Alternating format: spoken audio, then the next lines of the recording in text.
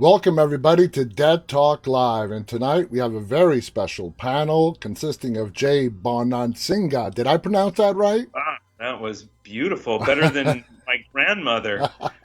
We got Mark, Simon, and Neil Cohen. Guys, thank you so much for joining me tonight. How are you all doing? Doing Oh, well. doing great. I'm Oh, doing great. Considering. This is exciting. it is exciting, and we're going to have some fun over the next hour.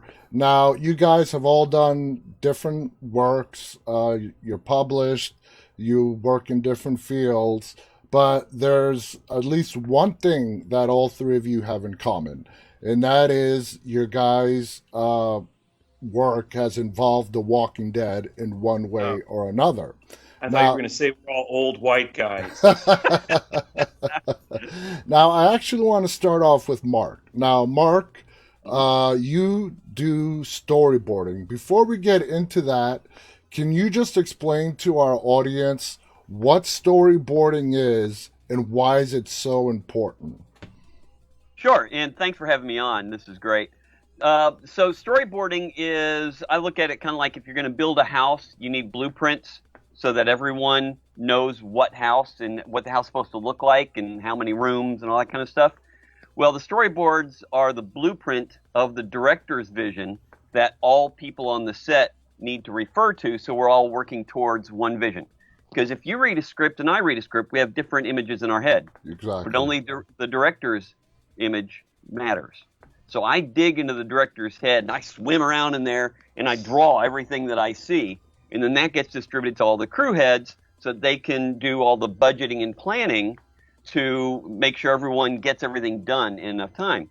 Because there are times that some big stunt or special effect, what's on the page is not nearly as big as what's in the director's head. Yeah. So they can't budget and plan for it until they can see the visuals of the director's vision, and that's where I come in. Okay, so you work with the director and I assume the director of photography as well. Quite often, especially on the Walking Dead shows, the DP or director of photography is usually in there, and sometimes someone from effects or stunts will come in, but generally it's just going to be the director and the DP and I. Now, in today's world, the year 2021, I'm assuming this is all done via computer graphics, or is it done the old school way of actually drawing it? It's a mix. I mean, I'm drawing everything by hand, and it'll always be that way because computers can't work as fast as we can by hand. But I'm drawing directly into the computer. I'm Wow. drawing on a Wacom Cintiq, the monitor, the one I'm actually looking at right now. That the video's on it, and I draw right on the screen. Now, you are currently working on Fear the Walking Dead. Is that accurate? I am indeed. I start Tuesday on the next episode. Yeah. Yeah, so I have been given a preview by the good folks at AMC of the first two episodes of Fear, which is phenomenal. We're not allowed to talk about it, obviously, It. but Yeah, they're big. Yeah. it's an amazing start to the season. And good friend Michael Satrazemis directed both those episodes. So Yeah. you and Michael have worked together often. Yeah, on a number of things. I met Mikey on the original Walking Dead series. Hmm. He started as a DP on the original, or director of photography. Actually, as a Actually, he actually cameraman. started as a camera operator. Yeah, camera operator on the pilot Hmm. of The Walking Dead, and then worked his way up to DP, and then worked his way into directing and now producing. And so I worked with him when he was directing on the original show, and then he brought me in to Fear the Walking Dead. Wow, that's awesome. Now, Uh, Jay, let's get over to you. You have written a ton of books. Uh, One, I believe, is called The Road to Woodbury and The Rise of the Governor. Tell us a little bit about them. Well, The Rise of the Governor is the book I'm most proud of because it was the beginning of my uh, apprenticeship in the zombie apocalypse with Robert Kirkman, and it was an amazing experience. I mean, I felt like I was working my whole career up to this point. I had worked with George Romero. I love zombies. I I had written 10 books, mostly horror. I felt like I was really apprenticing to get to this point. And then Robert Kirkman, he didn't know me from Adam, but I think my agent got me the job because of the Romero connection. Hmm. But Kirkman in the beginning said, "Why don't you write 50 pages? Follow my outline, and we'll see the chunk. We'll look at your chunk." And I'm like, "Okay, that sounds like a good idea." And so I wrote 50 pages, and he looks at the 50 pages, and he has one change, which was he goes, that dude cannot have a tattoo because he's seeing naked from the waist up in the comic book and issue 13, frame 127." That And is I'm, so cool. "Is that it?" And, Out of and 50 he goes, pages, one change? That's not "Right." bad. And then he says, "Why don't you give me 100-page chunks?" And then I knew that this was going to work. This was the beginning of a beautiful friendship, because I gave him another 100-page chunk, and he's just like, "Why don't you just go ahead and finish the book?" And he learned to trust me enough to, after the first 4 books, which pretty much followed the comic. The comic was sort of our Rosetta Stone, but after the first 4, the final one was called The Fall of the Governor, Part 2, and was sort of the end of the governor's involvement in the novels and in the show. Hmm. And so then he said, people are going to just wonder about whatever happened to Woodbury. And so that became my charge. And he goes, you can come up with the stories. I'm not even going to put my name on the cover of the book anymore. You just write I had a contract for 4 more books, and it was pretty much what happens in Woodbury, after the Wow. governor's tenure. And So it that's was and that's entirely your vision. well, it was, yeah, I mean, it was the most amazing experience I've ever had as a writer, because some of the work that I did became canon, and some of the characters that I came up with in the post Governor Woodbury saga, ended up in video games. They ended up in as canon in the Walking Dead ecosystem. So I am so proud of that, and I'm so fortunate that I Absolutely. wedged myself into that job. And you got to work with Robert Kirkman, and I mean Yeah. that's just phenomenal. So Neil, me and Neil have met several times now at conventions. It's good to see you again, Neil. Good to see So you. you have written a series of books about The Walking Dead, the zombie apocalypse, and entrepreneurship. Now, for a lot of people, that's going to sound like a what part of this doesn't fit kind of a puzzle, and it's the entrepreneurship part. So, explain to us exactly what your books are about. Well, and it's funny because one thing about everybody on this panel is we're all fans. We're all fans of The Walking Dead. And I was a fan of The Walking Dead before I wrote anything. And I remember going to Walking Dead cons and stalking Jay Bonansinga. And I remember standing in line waiting to get him to sign a book before I'd done anything. I was a fan. I had an idea of the type of zombie apocalypse that I thought was realistic, that I thought was where I always was worried when I saw these zombie apocalypse movies that there would be the eve, the fall, as they call it, the eve of the zombie apocalypse, and then it jumps a year later and there's no one left except for, cannibalistic strongmen psychos or ninja sword wielding zombie killers. I said, what happened to everybody else? Did we all just die out? Were we all gone in a year? And so in my series, we don't. Life goes on. The zombie apocalypse comes. The country doesn't fall. The government doesn't fall. We just kind of like COVID, like terrorism.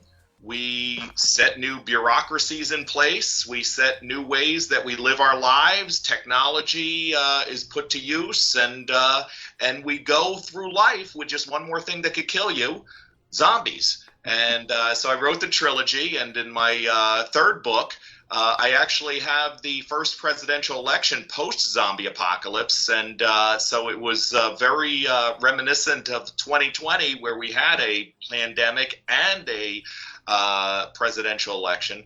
So after going around and selling these books at the different cons and book shows, I would meet other fans, other zombie, Walking Dead, apocalyptic fans who were crafters, who were bakers, who were tour guides of where they filmed the different locations. And they all shared this passion for The Walking Dead. And they wanted to get into a business that allowed them to be more part of the Walking Dead universe. They wanted to be more than a fan. They wanted to come to these conferences, and they would ask me, how did you get on that other side of the booth? I'm walking around here like a fan, and I'm meeting stars, and I'm buying memorabilia, but how do I become on the other side and in the business of The Walking Dead? And I just had so many people come to me. I thought, well, that was kind of my real world. I'm a business development guy. I got my MBA in business, and when I did get my MBA, everybody said, well, Neil, when are you going to become an entrepreneur? And I said, well, when I find my passion, and it took me 12 years, but I found my passion, zombies. And I really realized that I wrote the books not so much to be an author, but I wanted to be part of this universe. I wanted to be in this world, and I contributed what I thought I could, and that was, I gave the impetus of Business is Dead, Resurrecting Entrepreneurship, about entrepreneurs who launched their business based on fandom of The Walking Dead. So that's a sort of a how-to nonfiction type of book. Is that how you would categorize it? It is. I give case studies of just over a dozen people who, some of which were serial entrepreneurs before that, some of which had a high school degree and never thought of starting a business, but came up with an idea and said, you know what, I am a fan of The Walking Dead. I want to communicate with other fans. I want to be part of this community. And some of them launched, like I said, bakeries. They started baking very cool cakes relevant to The Walking Dead and bringing them to the cons. And then they got hired by the cons and said, we want you to bake a cake for this celebrity, Walking Dead, that celebrity. Next thing you know, they launched a bakery based on The Walking Dead. One of the most interesting stories was a guy who was an auto mechanic, and he got laid off. And instead of just sitting around waiting for someone to give him another job, he went to some of the horror cons and looked at the props, the zombie arms, the heads, and said to some people, you know, where do you get this? And they said, oh, we buy it online.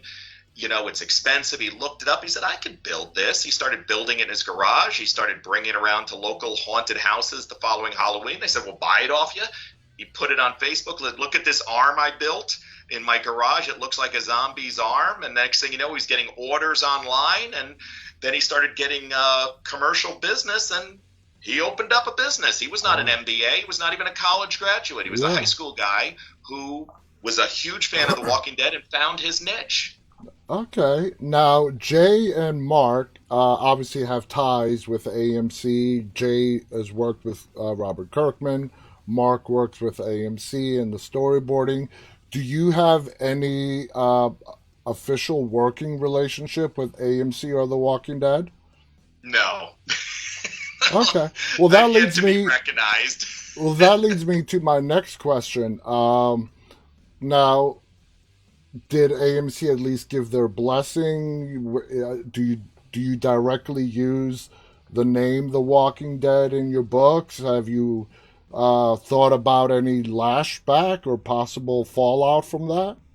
Oh, sure, but listen, The Walking Dead is public domain. I talk about it. I'm not using anything that's copyright or proprietary. I'm talking about the show and the fandom of the show, what I call fantrepreneurs.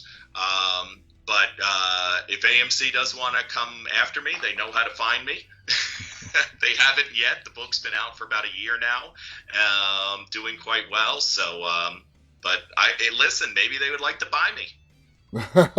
Well, you never know. You never know. Yeah.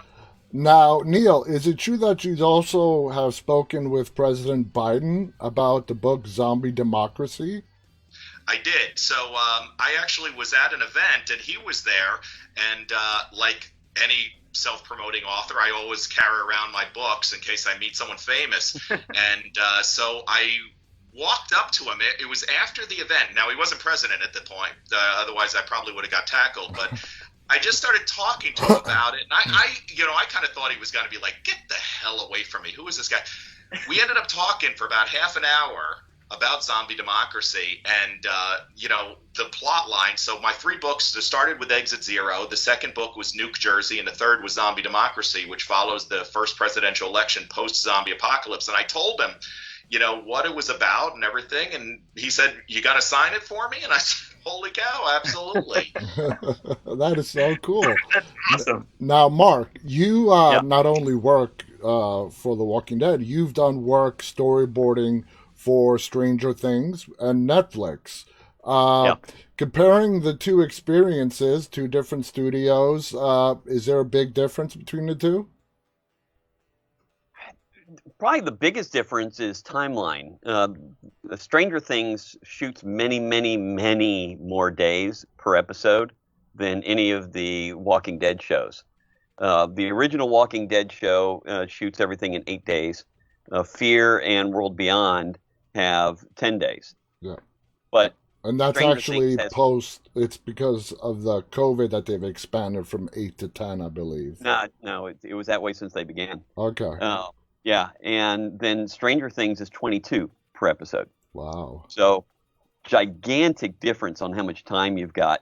So there's more lead up time, more prep time because of that I can spend more time working on the storyboards. But other than that, my process of working with directors is the same. The fact that I'm a giant fan of both shows is the same. It's just time. Now, how much, when it comes to either show, even other shows, I assume you get the script. So how far advance notice do you have to create the storyboards before it comes time for them to become reality and get put in front of a camera? Not much. We don't get scripts really in advance before prepping. So, for instance, on Fear, like I said, we have 10 days of shooting, which means we have 10 days of prep. And within that 10 days of prep, they're finishing the script. So day 3 or 4 is when I'll get the script. And then about a day after that is when I'll have my first meeting with the director, and we go over the big stunt and effect scenes. We don't have time to storyboard the whole thing. It's just the really big elements that need to be done. That's the hardest to explain or plan without. Yeah, so, like you mean like action sequences as opposed big to action, zombie hordes, big decapitations, explosions, anything that's a big stunt or effect. Now, and then I have to get that done before they start shooting. Do you also work with any of the visual effects people? They work off of my stuff. I don't usually work with them directly, but they can't work without mine. Okay, good. I did not know that. How the storyboard. Yeah, Mark, if I could jump in and just say, Mark is sort of the invisible director, in my view. Yeah. Because I remember when I was in film school, I learned that this genius artist named Saul Bass actually storyboarded the shower scene in Psycho. Wow. And I remember it was more years ago than I like to think, but when I was in film school, I looked it up, I found it, and it blew me away. It was the exact shower scene, which, Hitchcock, I'm sure, he supervised him and, told him what he wanted. But it is amazing if you see Saul Bass's storyboards for that. And ever since then, I've just thought, well, the storyboard artist is, the unheralded director. Yeah. And I still feel that way today. And I've directed features myself. And I still feel that way, that the storyboard artist is, one of the critical links in especially in genre stuff that's very visual. And The stuff that's very storyboarding, visual is yeah, critical. and storyboarding, Mark, is not a new concept. This has been from way, way back, from the beginning of film. People have been laying out on paper what the vision is before the camera comes out. Correct? Yeah, I mean, it didn't really become known until Disney was doing it for his features because he was the first one to do animated features. Mm-hmm. But we didn't have dedicated story artists until relatively recently, 40 years ago, 30, 40 years ago. Before it was production illustrators. And then they would do the sketches like you were talking about Saul Bass. He was the production illustrator working under Hitchcock. And Hitchcock himself started as a story artist. So he knew what to do, and he did a lot of his own storyboards and rough sketches. And then the illustrators brought it to life and made it prettier. But a lot of our top directors started as story artists. And, Mark, I'm and curious. then they grow into it. Can you when you watch a film or a TV show, can you tell whether it's heavily storyboarded or not just by watching it? No, I really can't. Other than I just know if it's a big effects or stunt scene, I know that it was. Yeah. Because it has to be. What you can tell is if you're working in production, if something is a major cluster and everyone's running around with their head cut off, they don't know what they're doing, pretty much guarantee that wasn't storyboarded. Right. Because if it's storyboarded early enough, everyone knows what they're doing. Like I said, it's the visual blueprint. Right. So it's in like a lot of low budget productions say, well, we can't afford a story artist, whereas the opposite is true.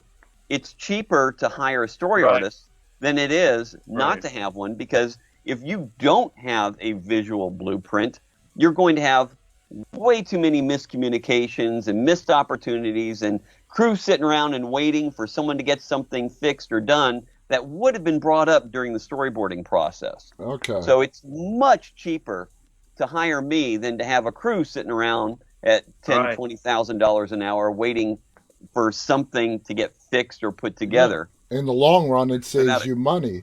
AMC owes you money.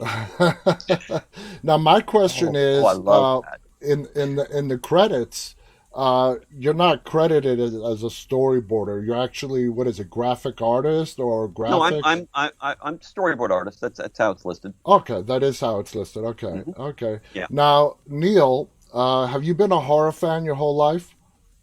It's funny because I'm not really a horror fan. I am a zombie and post-apocalyptic fan. I am very, very niche in my tastes. And I think it came from when I was a kid, I was terrified of zombie movies. Like, not even just a kid. Like, I'm talking probably into my 20s. That was the only thing that scared me. Like, nothing else scared me. Jump scare movies or slasher, it didn't even interest me. But anything with zombie, I was absolutely terrified at. And you kind of embrace what does terrify you. And I remember actually in my life where the change occurred, where suddenly I started seeking out the genre to scare myself because it was the only thing. And I look very, very young and youthful, but I'm actually an old guy. And it wasn't that popular back when. There wasn't a lot. There was, Walking Dead was a graphic novel, which, was hard to find. And before that, there was Day by Day Armageddon and Dawn of the Dead. And those were not huge hits. You had to seek them out. Well, Dawn of the Dead, the original, was a hit. I mean, now it's more noted than when it was when it first came out, as so many movies are. Like The Thing got completely trashed when it came out from John Carpenter. Now it's a classic. It's absolutely cult. It's people.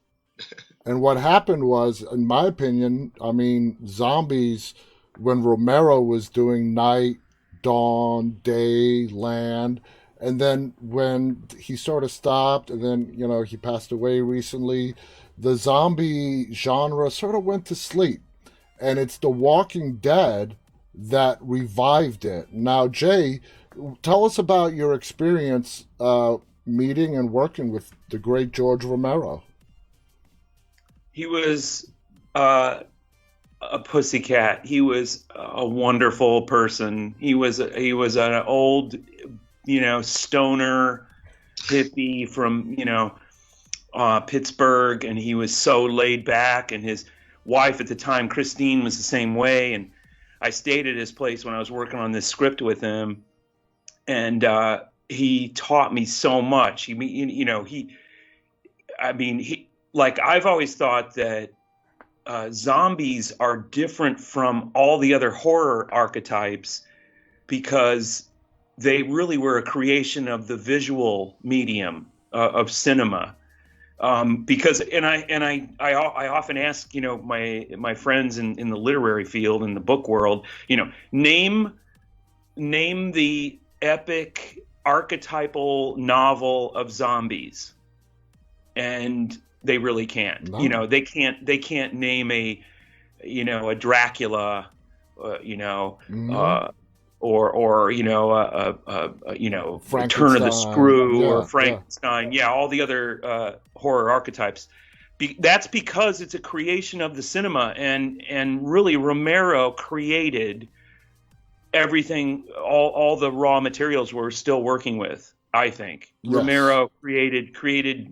I see, and maybe Mark has distilled some of this stuff visually, but I sometimes see images, especially in Nicotero directed episodes, and of course Nicotero learned from Romero, Oh yeah. like a lot of us. He was Savini, Tom mentored by Savini, yeah, all of them. right, and Tom Savini, and but I just see images like this, the Romero stairs into the basement, which is to me one of the most chilling images. Those Dutch angle stairs into Yeah. the basement, and you still see those. And really, the whole Bernie Wrightson, kind of zombie imagery, it all comes for me. It all comes from Romero. Well, yeah, I mean, he is. There's no argument. He is the granddad of the modern day zombie, or you can argue the zombie in general. I mean, he's Yeah. yeah, The fact that he was such a cool person and so fun to be around and everything, because I thought he was going to be like Orson Welles, he was going to be a dick. And but when I first met him at the airport, when I was going to work with him, he was lovely. He wanted to carry my suitcase. I was like, excuse me. I'm not worthy. I'm not worthy. Oh, it's not going to carry my suitcase. And he just takes me out. He's got this old beat up Mercedes, and he throws it in the trunk, and he takes me out to his place. And his place was in Sanibel Island. He used to have this really beautiful I've sort been of. there. It's beautiful. Yeah, have you been there? Oh yeah. It's gorgeous, and it was just so much fun. It was so it was my first deal in the business. It was my first book in 1994 that he signed on to direct, and we never were able to. It was on the fast track for a while at New Line Cinema, but we were never able to get it to the screen. Yeah. And George always listed it as one of his. I was proud that he thought it was like one that got away, that he was Yeah. bummed Wow. out. What a cool story. Now, Mark, Yeah. when it comes Yeah. to the actual visual images that we see of the walkers in The Walking Dead, is there any input that is completely created in your mind, or is it straight coming from the director to you and you putting it on the screen? It's a mix of things, because like I said, it's my goal to always get the director's vision down, but oftentimes the director hasn't thought of every shot, or there are times that they'll give me an idea of what they want, and then they go off to another meeting and say, all right, you break this down, or you figure something out. Like there was one episode in, I believe it was in season 10 of The Walking Dead. Nicotero was directing one of the episodes when the satellite comes down and falls in the forest and catches the whole forest on fire. Mm-hmm. So he was just going crazy with the amount of prep there was on that. And so we had talked about, we were going through one sequence when the fire brigade comes in and they start putting it out and they get surrounded by the walkers that are in the forest. And he said, all right, I got to go to this other meeting. I'll be back in a little bit, come up with at least 2 new ways to kill some walkers with the tools that they have here we've never seen before. and that's like, thank you! Yeah! What could be better than figuring out a new kill, right? Got So it. I did, and he came in and he said, "Yep, that's great, love it," and we move on. So I'll watch episodes and I'll see shots of stuff like that. Now, what the walkers look like, that's all Greg. I mean, he's an amazing illustrator himself, and K&B Studios, his makeup effects, they do all the design and everything. Yep. So then they'll send me illustrations or photos, so that because I always want my storyboards to look just like what their finished pieces look like. Yeah. Okay. Yeah. I think Nicotero has become like an A director. Oh yeah. He's amazing. He's brilliant. He is, and he's fun to work with too. He's really fun to work with. Sweet guy. I mean, I think it's kind of the Romero legacy, really. Well, let's analyze 2 of the biggest Walking Dead directors, okay? And Michael Satrazemis and Greg Nicotero. Excellent directors. Right. Both are excellent. Brilliant. But you can tell who directed which episode. And I've had other people say this as well. Nicotero's episodes tend to lean more into the gore, while Satrazemis' episodes are much more character-based and driven. Yeah, definitely. 2 different styles, both excellent. But and part of that comes down to where they come from. Yeah, because Mikey, starting in camera, he's all about the visual and the visual storytelling, whereas Nicotero is all about the gore having come up through the makeup and visual effects. So exactly. When you think about their background leading into it, it makes perfect sense. And look, Greg is just as much of a fan as we are. I mean, there are times when we're prepping things, Greg and I'll sit and watch old movies or old episodes of things, and then he'll start telling me stories about how this was done in Creepshow and how this was done in this. And, so, and he's just like we are talking about it, just fanboying out. Whereas Mikey is really to the point. And he really gets into it, and he said, all right, I want to start with this shot and then move to this shot and then move to this shot. So, their process is different, but that's also part of what makes it so much fun for me, because I never get bored. It's always fun. I love geeking out. I love the technicality of storytelling. I love every aspect of this. But then, drawing gore all the time, hard to beat. It is. Who can ask for a better job? Now, Neil. Right. I have stated. You know who else is a huge fanboy? Who? Is Kirkman. Oh yeah. Oh yeah. Of course. I mean that's. I'm sure there's a clue there to the success of this, not only show and spin-offs, but the genre itself. Is the practitioners are all fans. They're all they all come from fandom. And it's from the original source material, and that's straight from Kirkman and Adler, And Neil, I think you tapped into that, directly, like a laser. Now, if they don't have the passion, it's going to show. The fans are going to be able to tell. I met Greg Nicotero, and I was shocked at how down to earth he is, and he was just a fan. I had a booth at a con. And he was walking around before the con opened. I luckily was there early setting up, and he just wanted to see the art and the displays and the T-shirts and all the stuff. And we ended up talking. He's just a very approachable guy who is a fan. He's a horror fan. I mean, plain and simple. I mean, a lot of people don't even know that he was in Day of the Dead. Right. He was. I told my wife, I'm like, see that dude, the stoner, the guy that's smoking weed over there in the corner? That's Nicotero. Yeah. Now, Neil, I want to ask you a question. I have stated many times on this show that what really makes The Walking Dead such a great show is the characters, obviously.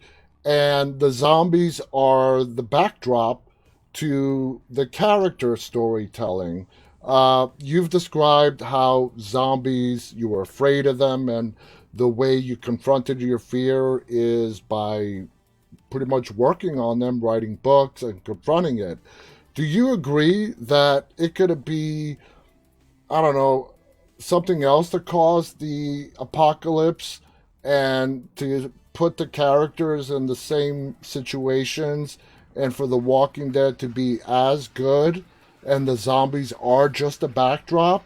If not, I want to hear your opinion. No, well, again, it comes down to that story and character driven content. If you don't have a good story, good characters, good content, you could have all the greatest special effects you want. It's not going to be interesting. Yeah. Like, I'm a zombie purist. I like slow moving, shambling zombies that just slowly creep up on you. I always felt that that's the creeping of death. It's eventually going to get you. Right. No matter what you do, no matter how much you prepare, you can stave it off for a while, but eventually it's going to get everybody. Now, I do also like the fast zombies, which I always really don't see as zombies. I always see them more as the infected, like 28 Days. I don't dislike those. I love them. Love them. Even the last remake of Dawn of the Dead, where the zombies are fast moving, and Black Summer. Holy cow! I am a huge fan of Black Summer, and that final episode of season 1, Oh my where god! all chaos breaks out. I won't give anything away. Oh, I But think that we're was past the point of spoilers, but I'm going to cut you off for 1 second, and I've said this before. The way, if I want to get somebody to start watching Black Summer, is I just show them the finale of season 1. It's only 20 minutes long. Just show them that, and they'll get hooked. directing like I have never seen. I don't care whether it's a zombie movie or not. Brilliant. And it shows that this is a genre where there can always be something new. Always something new. I have never seen anything like that before. That was everything I wanted to see in World War Z. Yeah. Honestly, that final episode of season 1. But now let's take it and put it into a different apocalypse. Whether it's a biological and people are just dead, or it's just economic collapse, and whatever. Insert your apocalyptic fantasy here. If you have the good characters, good storyline, and it's unique, people will love it. I'll love it. It doesn't have to be zombies. Exactly. Well, to your point on that, if you remember back when they were first launching The Walking Dead, in all the posters and promos and sizzles and everything, not one walker. Yeah. They never showed any zombies in any of the prep. It was all about the people, in the story of the people. Now, Jay, do you agree that the success is that The Walking Dead has primarily stayed with that foundation throughout its now 11-year history? Absolutely. I've always thought that not only are zombies different from other horror archetypes that they're a creation of the cinema, but they're part of the environment. They're part of they're not differentiated like Frankenstein, Dracula, the Wolfman, all these other archetypal horror icons have a personality. They're differentiated. Where zombies are like acid rain. Zombies are like coronavirus. Yeah. And so it enables storytellers to basically tell human stories that are character driven, and I think that's part of the success. I think that's part of the rise of the zombie apocalypse in our modern culture. They're really stories of survival. In fact, I think Kirkman, if I'm not mistaken, I have it around here somewhere, the original comic book said survival horror. He called it survival horror. Yeah, that makes absolute sense. Yeah. And it feeds into everything that we fear. It's an enemy that looks exactly like us. In fact, It could be someone that your parent, your child, your neighbor, that suddenly within minutes is trying to kill you. It's the collapse of everything that you think is a safety net. It's the no one is coming for you syndrome, that there is no one that's going to save you and you are on your own, and everything is going to be a complex cascading event of medical, utilities, civil unrest. Everything is going to collapse, and pretty damn quick. That's true. I mean, Kirkman used to, tease me and,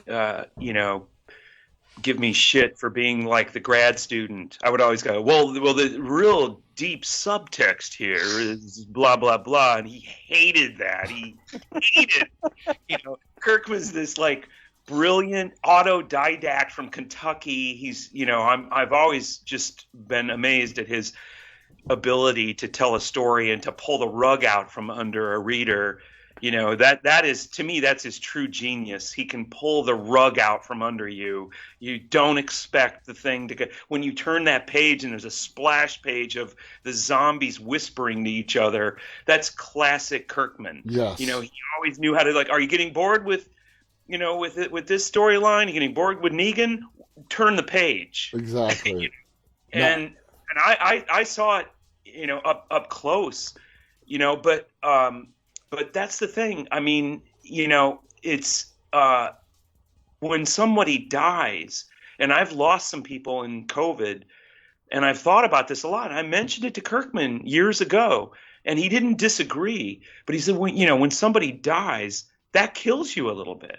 Mm-hmm. There's a Jungian kind of subtext to that when somebody dies, it hurts so much, you die a little bit. Yeah. And I think I've always thought that the zombie mythology taps into that. Yes. Because you'll see a lot of scenes in many films and especially in The Walking Dead where someone we know and love has turned. Yeah. Yeah. And it's heartbreaking. It is. It touches, that's the human part of what the show's foundation is about. Now, I can tell you exactly in the TV show when I became a diehard fan. Now, a lot of the viewers that watch The Walking Dead today, they were too young to remember it when it came out in 2010. Right. It's brought along a brand new generation. Mm-hmm. Now, for the TV show, for me personally, when it cemented me becoming a diehard fan was the season 2 mid-season finale with Sophia coming out of that barn. Yeah. That was, for me, the big first shocker. Amen.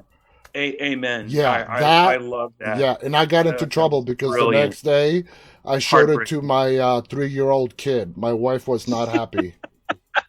My wife was not happy with me. I showed it to my little kids. I was so excited. I'm like, look at this. This is so awesome.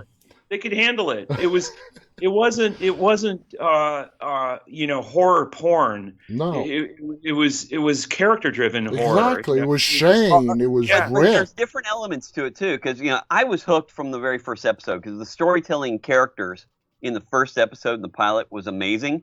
But where I went, oh my God, this is so freaking cool, was the Well Walker. When that got ripped in half. The visual, it's almost visual comedy. It was so gross.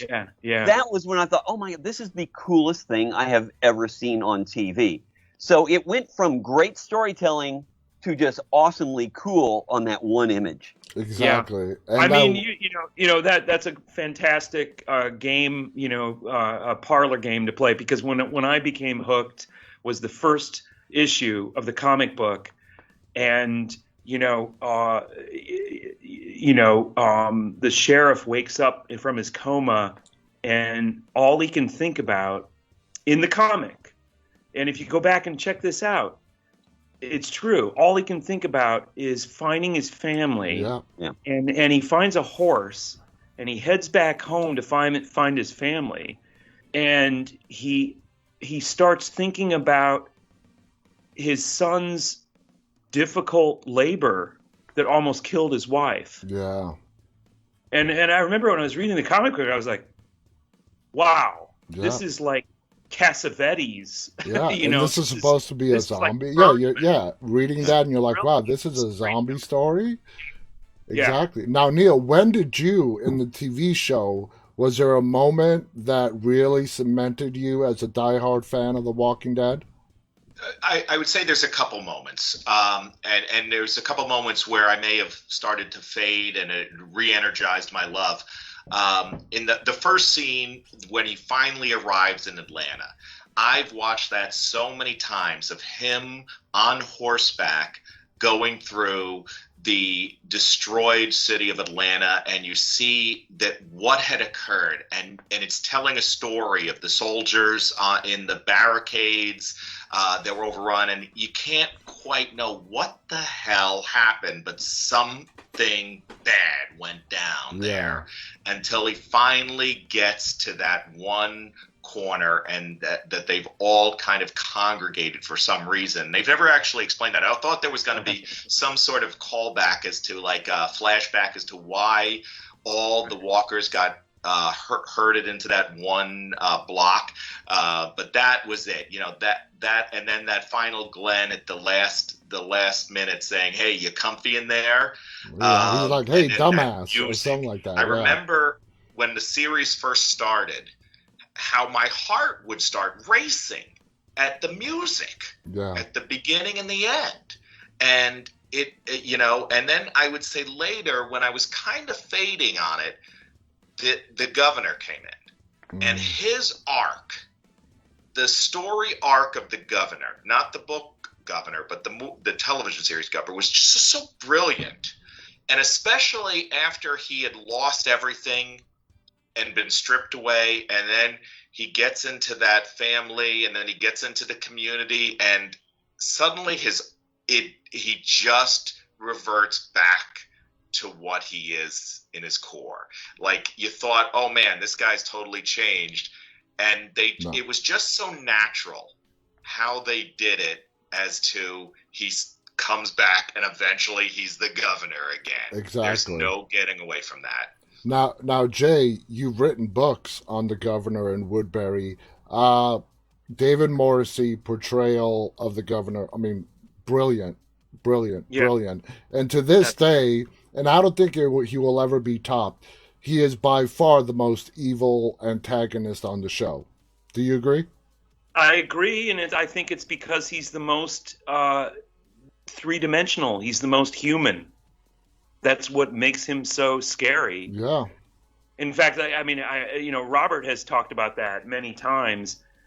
I've talked to Robert about that. It's sort of like he's the negative image of the the Andrew Lincoln character who basically goes toward the moral side and tries to do the right thing, and they're both doing it for the same reasons. One guy's doing maybe evil things for the right reasons, and the other guy's doing good things for the right reasons, but they're both doing it for the right reasons. And, I've talked to David Morrissey about that. He's like, well, you never consider yourself evil when you're playing a heavy. You always have your reasons. Exactly. You know why you're doing it. He's protecting his community. Yeah, to him it makes perfect sense. Everything he's doing it makes perfect sense. And like his followers, they, the people that follow Negan know he's an evil guy in the beginning. They know he's evil, but they're following him for the protection. Right. But the governor, the people that were following him, they had no idea. No. To him, he was the guy that helped them out, that's given them a community and safety, and they weren't looking at him saying, we know this guy is pure evil. Yeah. But he's keeping us safe. They didn't know. No, he'll shake your hand and stab you in the back. Yeah. Yeah. I mean, Kirkman, again, I'm done with my contract with him, so I don't need to, blow smoke up his ass anymore. But I have to say, I learned so much from him. And also, his this just grace note of having a villain who's unable to kill his daughter who has turned. He can't bring himself to do it. Yeah. That made him so understandable to everybody. Everybody got that. And in the show, I thought it was brilliant. and Mark might have been part of this, but when when Michonne finally puts the girl down, the sound that comes out of David Morrissey, the agony Do you is think unbelievable. I've never heard anything like it in my life. do you think that moment when Michonne killed Penny, I believe her name was Penny, Hmm. you think it took him to a new level of insanity, for lack of a better term? That's a great way to look at it. I agree. I think that's what happened. I think, that's what happened. That was David Morrissey's sort of motivation. That Yeah, was his central, this is what's happening now.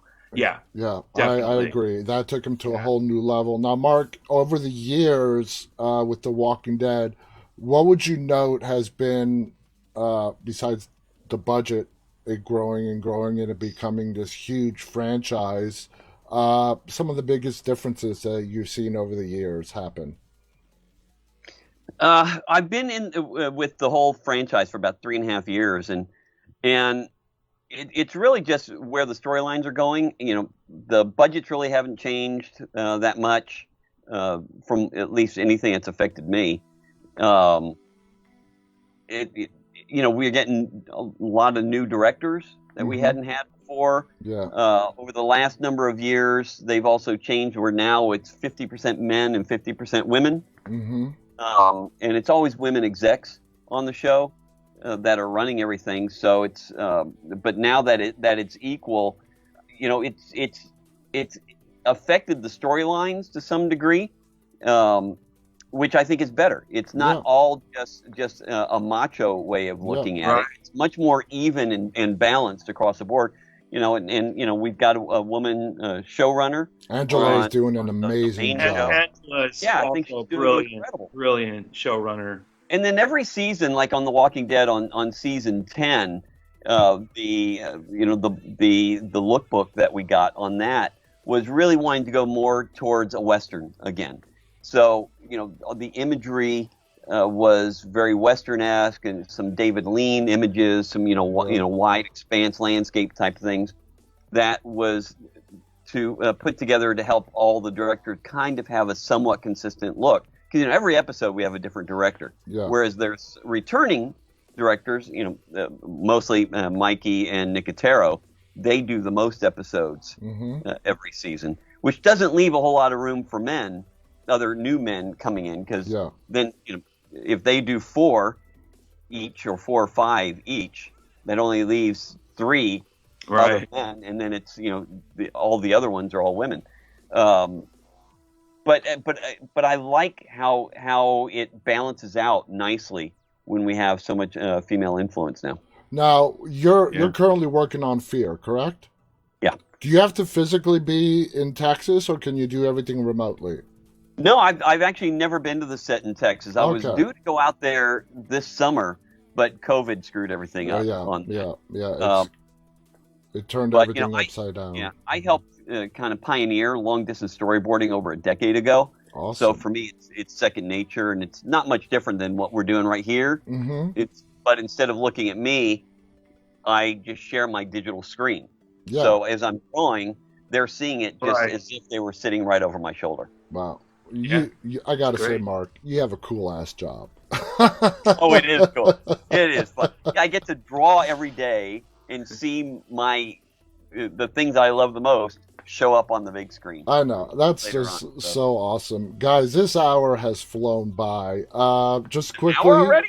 Yeah, it's almost there. We got to start saying goodbye. Neil, just tell the viewers the name of your book so they know what to look for. Absolutely. You can find me at businessisdead.com or at Exit Zero Zombie, and that's on Instagram, Facebook, Twitter, everything at Exit Zero Zombie. The trilogy was called Exit Zero, and then the nonfiction was called Business is Dead: Resurrecting Entrepreneurship. Exactly. Cool. Nice. And Jay, you have a lot of books too, and you said Road to Woodbury is the one that you're most proud of. What comes in second place for you? Well, the what I'm it's always like what you're working on presently, but but I have the amazing honor of working on one of Stan Lee's Mm, uh, unpublished superhero treatments, yeah. and his agent after he passed away. Well, it was before he passed away. He approved me as the co-writer, co-author of it, and he was looking to start this particular idea in prose in a book. So, and then months later he passed, and it Oh, was yeah. it was unbelievable. I thought it was dead, and his agent's like, no, no, no, no, we're still going to do this. In fact, it's more valuable now than ever. So I'm happy to say that the first book in the series, it's called The Devil's Quintet. It's called Stan Lee's The Devil's Quintet, I mean, and it comes out in January from Macmillan, from Tor Books, and I'm working on book 2 right now, wow. and it's You've it's had the fantastic. honor of working with such, geniuses. I mean, Stan That's Lee awesome. I is went from to Kurt to Stan superheroes Lee. and comics what Romero is to zombies, you Right, know? Yeah. Yeah. exactly, And Mark, exactly. you're gonna continue. You're working through right now. Is your main focus in your work just on Fear the Walking Dead, or are you doing multiple projects? No, I'm doing multiple projects. I just wrapped up the new season of Dexter Okay, that comes out in November, and I've also been working on the new Vampire Academy TV series. Cool. And there's another superhero show called Naomi that I started earlier today. So there's always a lot of different shows that you're I'm a working busy on. guy. Yeah, and then I produce a lot of courses on storyboarding for LinkedIn Learning. And this is my latest book. Is this? It's a memoir of my own horror story when I was attacked, and my bullies followed me home and then attacked my entire family. Oh wow, And I Wow. became the first person in the country to hold parents responsible for the actions of their kids. So I had the families awesome, of my awesome. bullies arrested and thrown in jail. Good, So it's good, it's Wow. that whole story of what I went through. good. That definitely sounds interesting and a must Fantastic. read. Guys, thank you so much to Jay, Mark, Neil. This has been an awesome hour. It has Thank flown you. by. I had a lot of fun talking about, our show, The Walking Dead, one of the Walking Dead. shows that we all love. Thank you so much. I want to thank all of our viewers for tuning in. And until next time, stay walking. Good night, everybody.